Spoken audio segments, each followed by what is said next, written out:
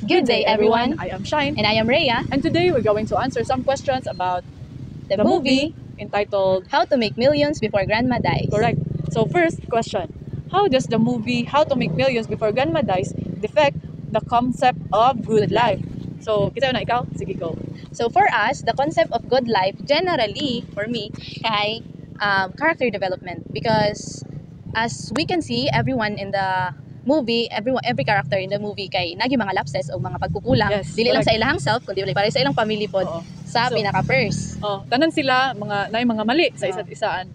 After ato nga mga mali, murag ilang nag-learn sila dadto na time din.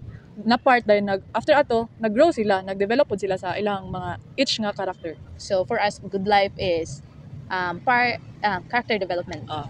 So number 2, Which philosopher's perspective on the good life is reflected in the movie? Then provide examples from the film that to support your answers. so for me, sa akong philosophers nga perspective kay I think Aristotle viewed nga good life as a life built upon relationships. So nag-started siya sa pag-build og relationship, nag-start siya og murag duol sa ang lula kay kato nga time murag something na nag-build up ilang relationship and kato guys nag-start dadto ilang mga memories na maligya sila, di ba, kabantay ka, then dadto mo to siya ang para sa ko kay Aristotle because relationships sa ko is very important jud.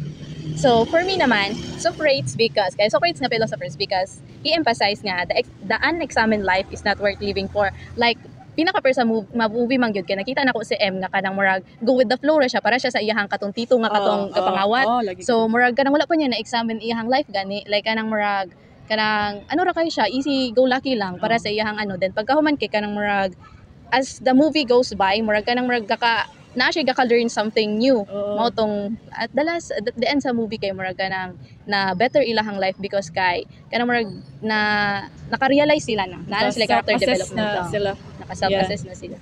And Sige, number number 3 3. question is, what does a good life mean to you personally? Which philosopher's viewpoint aligns with your definition of good life and why? So, ikaw na. Sige, ikaw. Sige, ako na lang. Sige, ikaw. Sige, for Ikaw na sad.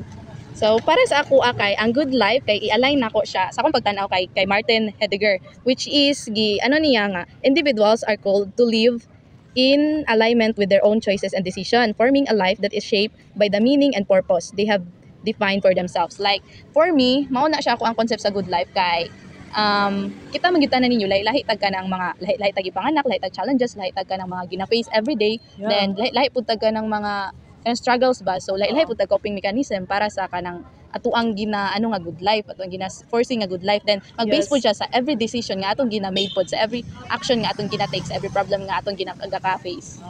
Ako na. So, para sa ko kay still ako para sa good life sa ako I mean is murag building up relationship with my family. So very important jud sa ang relationship sa family. So which is nag-align sad siya kay Aristotle na viewpoint nga life built upon relationship. So as time goes by, ang inyong mga relationship with your family is magka-strong if naamoy ka ng band.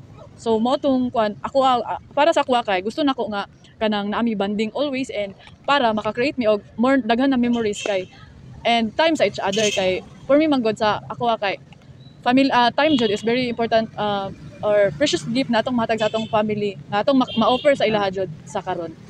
Then ito lang.